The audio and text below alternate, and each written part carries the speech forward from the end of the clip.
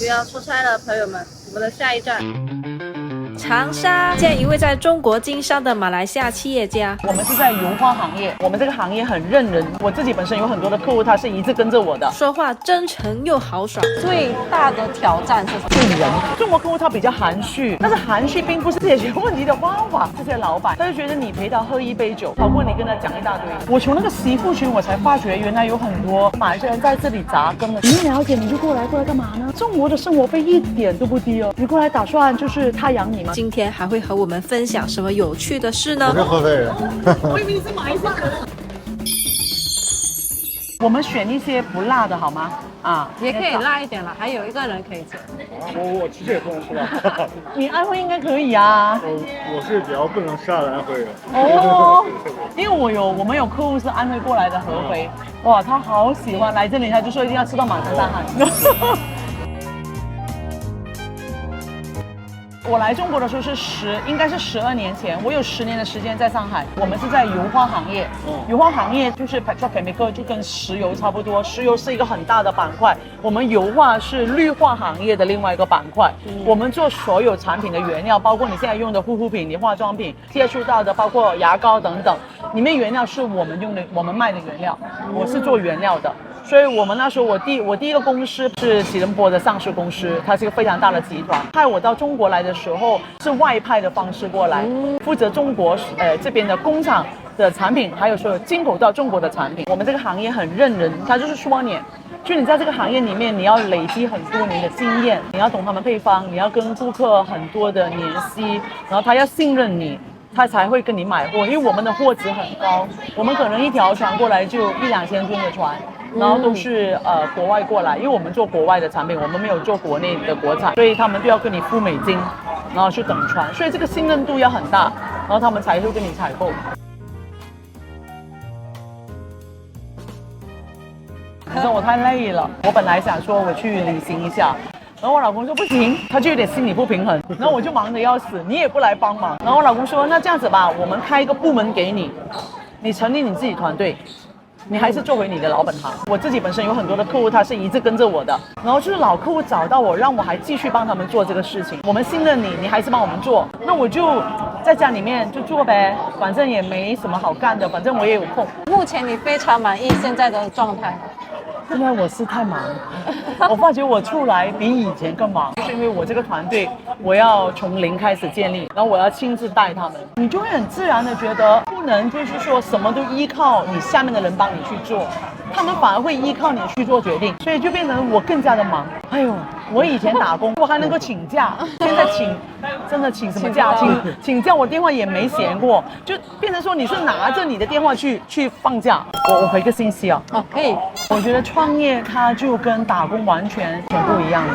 像我们这样子这种创业，就是真正的是一家公司，然后还有团队，没办法就是完全100%你放下你去把手机关了，你不能。在你这个职业生涯中遇到最大的挑战是什么？最大挑战，我觉得不是产品，是人。可能外行的人来说，他觉得你是去解决这个问题，解决产品上面的 quality problem， 但是其实不是，你是解决那个人心里面的要求。他可能对你这个东西，他有一个期待的，可能他自己不明白，需要你去给予他很多的答案，他只想知道答案。那你要去解决他心理上的这个东西，人是很难的，因为中国你说这么多不同地方的客户，对吧？每个地方有自己的语言，他有自己的文化，他有自己做生意的方法，还有他一种沟通方式又不一样吧？对。所以你要面对很多不同的人，你其实有时候你不太熟他，第一次做，你要猜他心里想什么，这个是很难的。有些客户他是不跟你讲的，他等你东西做完了，他才突然间跟你讲。你会觉得我靠，你还不早点讲？可能在他立场，他不是故意的，他只是觉得这个点，他觉得这个时候他不告诉你，他以为你懂，那其实你不懂。这个问题是在中国跟在新加坡会很不一样。很不一样。马来西亚跟新加坡的客户呢，还是可以说比较成熟吧。他的认知、他的思维、他处理方法比较成熟。他会很多事情，他会提前跟你说，他会可能在做合同之前，他会有很多的问题，他会很仔细，他会 list down，然后你一个一个的 check。但是这样子你反而觉得放心，因为你已经 check 好了，大家已经在这个事情上面达成共识，而且你是 black and white。但是在中国不是，他不会跟你说，他不会拿张纸出来 check， 他会一个一个给你加上去。你以为结束，其实没有结束，你就觉得哇，路还长。对，很大的挑战来这里。是中国客户他比较含蓄，他有些事情他觉得事情没演变到那个点，我不好跟你提出来，显得我没有礼貌。但是含蓄并不是解决东西、不解决问题的方法，你应该提前 upfront 跟你讲，他不是。但你又不能生气，因为他的沟通方式跟你是有文化差异的。不管有怎样的文化差异，在这个 AI 快速发展的时代，只会一项技能真的有点不够看了。学习编程是一个非常好的选择。Python 它作为编程里最简单的语言，我觉得真的是我们小白入门的首选。不知道从哪儿下手的时候呢，夜曲编程的课程简直是一个救星啊！它每天只要挤出非常好的时间，早上醒来第一件事就想扑到手机跟电脑前，开启一天的脑力激荡了。想象一下，学习编程像打游戏一样刺激，每一关都是新技能的解锁，每一次挑战都让你离大神更近一步。这个课程不会一股脑的灌输知识，它更擅长引导我们自己去发现问题、解决问题，真的像解谜一样，好上头，好上头。每个知识点后面都有对应的选择题，课后还有摆题展让我们敲代码练习。这种边学边练的模式，真的效率杠杠的，知识吸收的飞快。不管难度如何升级，还是路漫漫其修远兮，咱们都要咬紧牙关，坚持到底。每天都在解锁新成就，感觉自己超棒的。那我对 Python 感兴趣的话，一定要去搜索夜曲编程，早日体验，早日成为编程大师。我以前年轻的时候，我们这个行业是喝很厉害，喝酒文化是非常猖狂的。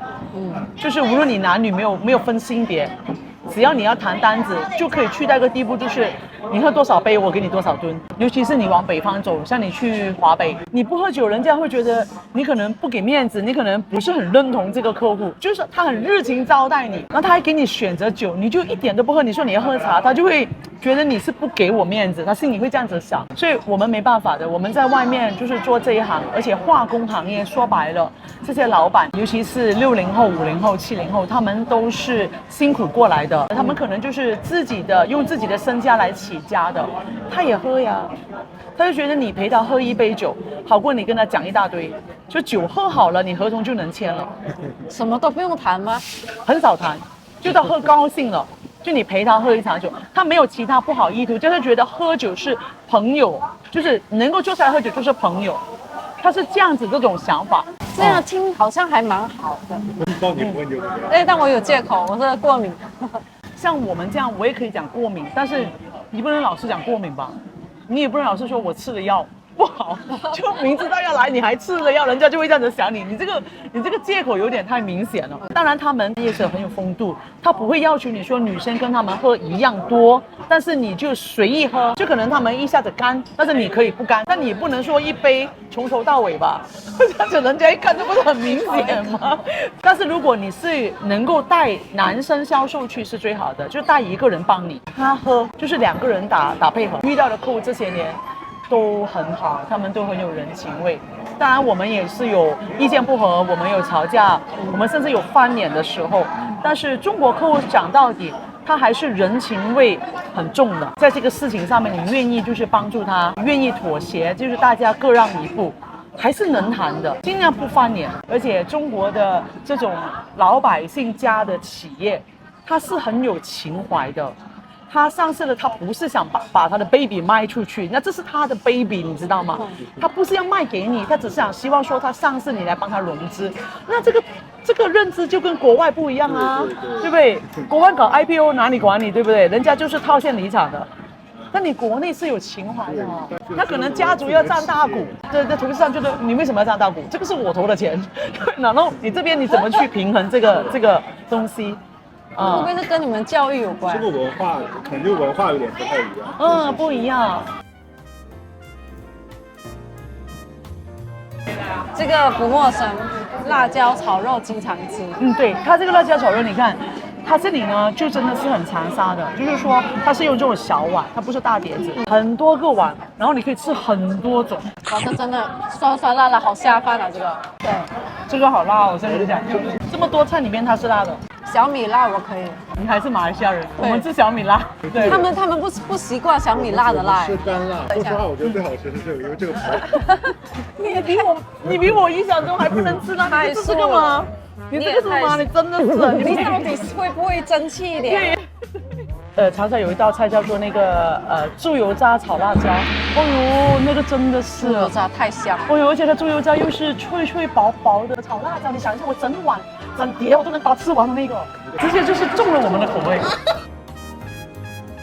那之后怎么跟你先生认识的？是客户介绍的，而且我认识他的时间不是在国内，我是在印尼客户的工厂认识他的，他是客户的另外一个供应商，所以我们是供应商的聚会坐在一起。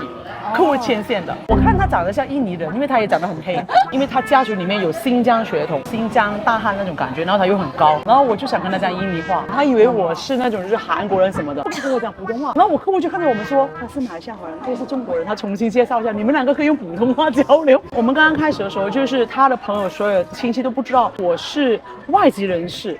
所以他们很自然就跟你讲家乡话，还是跟你讲普通话，他就完全没有想到说，哎，我要先问你，这样子。那你听得懂吗？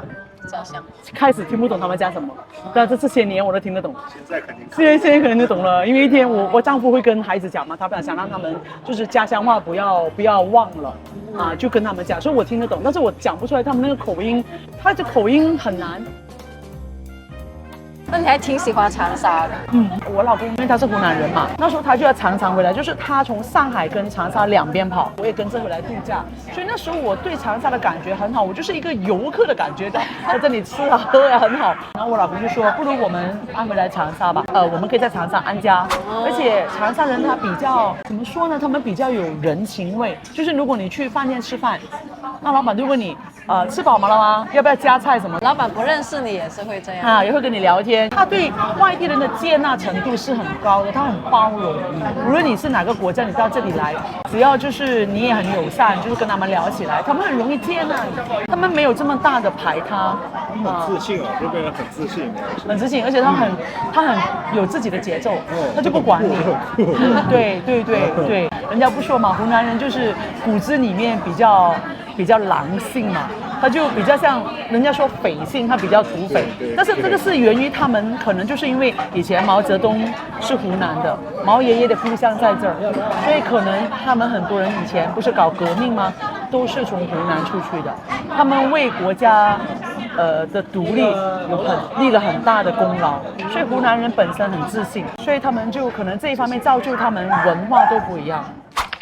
我们家3个孩子嘛，我2个女儿在中国是读国际学校，因为长沙有很好的国际学校啊，长沙的教育是蛮出名的，所以我老公就说不如孩子也到这边的国际学校来。大女儿她读完12岁满了之后，可能她要寄宿了，那她寄宿她就很忙了，在学校一大堆，你知道中国的教育对吧，会给你塞得满满的那个时间。然后他现在又参加什么钢琴比赛啊，什么跳舞比赛、画比赛，都一堆，有点接入到中国这个卷的文化里。我也是没办法，我本来已经尽量就是老师那个群，我尽量不发表意见，不让不看，他就会 echo 我。小儿子，我儿子最小，我们儿子在马来西亚，因为是疫情我带回去，因为我不让他是擦鼻子嘛，我们中国，我自己都受不了，太烦了这个事，然后你要擦我孩子，我就觉得不能。后面我们就商量把他带回去，在马来西亚。就你们家人在那边照顾的？我妈妈、我爸爸就放在我妈家嘛，然后我们就请了保姆，有2个保姆，然后就照顾他们。马来西亚呢还是比较多那种课外活动，就是因为我妹妹有弟弟在，然后我们有司机，就是一到星期六就会带他去骑脚车、去打球、去小动物园。就男孩子会我们会比较让他觉得不是只要读书，你一定要像你对象那极好，长得高高大大的，不要给我白白美美的，不行就觉得让他晒太阳，让他出汗，让他玩。怪不得你的女儿在中国养，没有晒太阳，白白。是白白的，斯斯文文的，对吧？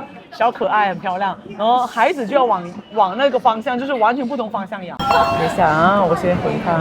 我们对孩子要求是尽量不卷，就是说你开心、你健康，你不要跟别人比较成绩。我们也不会要求你说你一定要 top 1、top 5、top 10，不会。但是你必须懂你读什么，然后你就朝向你喜欢的发展吧。生活已经不容易，你还要把压力给孩子。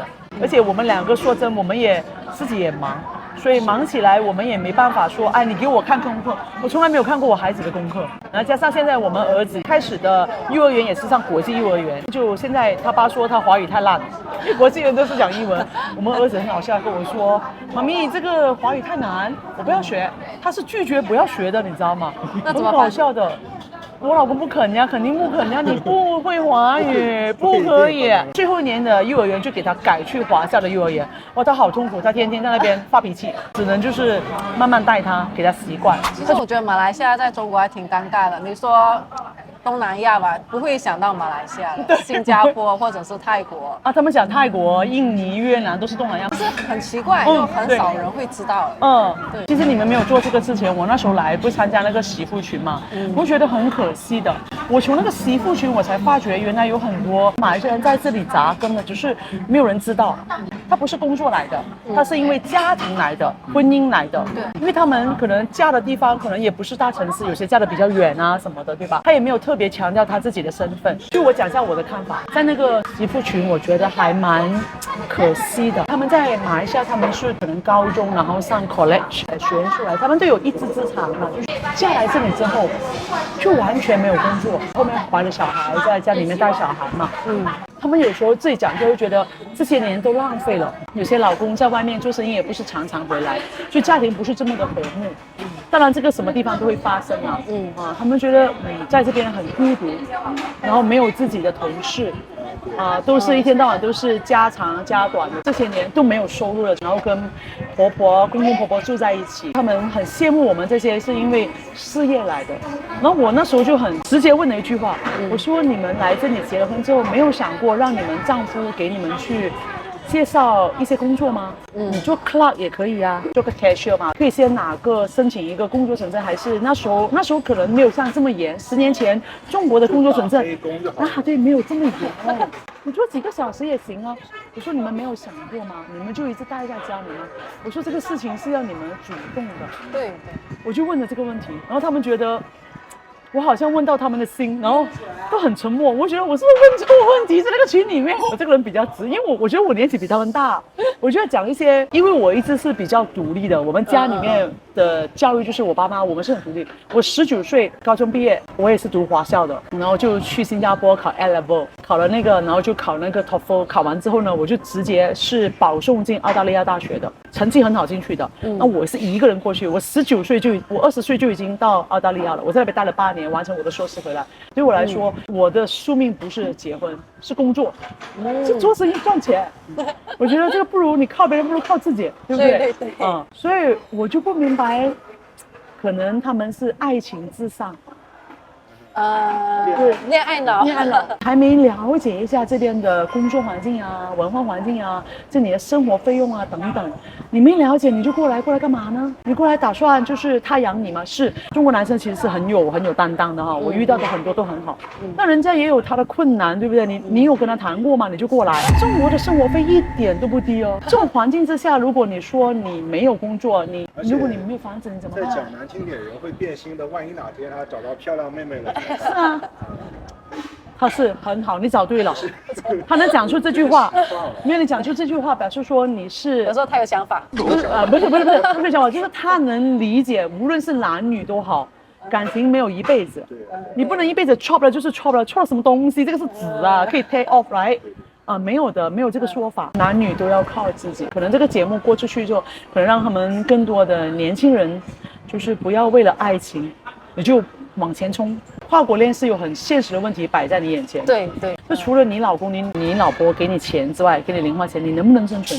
如果你能生存，好，你可以来，非常欢迎。但你不能生存，不如你让你老公还是你女朋友到马来西亚去。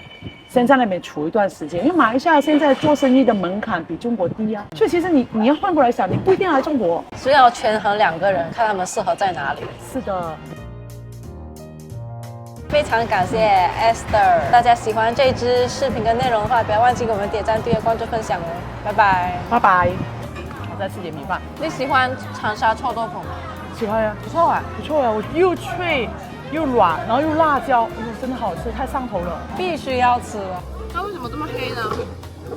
它那个菜汁是黑色的，它是一种菜汁。泡出来的。